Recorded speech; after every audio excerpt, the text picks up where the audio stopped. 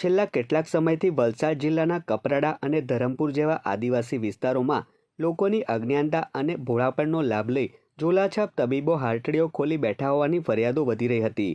આથી ધરમપુર પોલીસ અને આરોગ્ય વિભાગે આ મામલે જરૂરી કાર્યવાહી આદરી હતી। આખરે પોલીસ અને ધરમપુર આરોગ્ય વિભાગની ટીમ દ્વારા ગ્રામ્ય વિસ્તારમાં તપાસ હાથ ધરવામાં આવી હતી।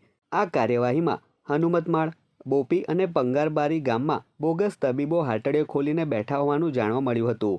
આથી બોગસ તબીબો ઝડપવા રેડ કરવામાં આવી હતી। પોલીસ અને આરોગ્ય વિભાગે સપાટો બોલાવતા ગ્રામ્ય વિસ્તારમાં 3 બોગસ તબીબો ગેરકાયદેસર રીતે દવાખાનું ચલાવતા હોવાનું બહાર આવ્યું હતું। આ કાર્યવાહીમાં એક બોગસ તબીબ ઝડપાયો હતો, જ્યારે 2 તબીબો દવાખાનું બંધ કરી ફરાર થઈ ગયા હતા। ઝડપાયેલો બોગસ તબીબ કુંદન પાટીલ મૂળ મહારાષ્ટ્રનો છે, જ્યારે ફરાર થયેલ ઉજ્જવળ વિરેન્દ્ર મોહન્તા જે મૂળ મધ્યપ્રદેશ અને બીજન ઉર્ફે મિલન મૂળ વેસ્ટ બંગાળનો હોવાનું સામે આવ્યું છે। તો બીજી તરફ દવાખાનું બંધ કરી ફરાર થઈ ગયેલા બંને બોગસ તબીબોની પણ ધરપકડના પોલીસે ચક્રો ગતિમાન કર્યા છે।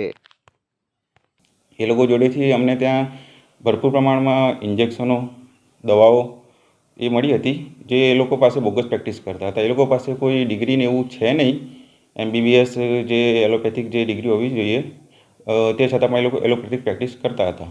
એટલે આ બધું કાયદાની વિરુદ્ધ હતું બધું।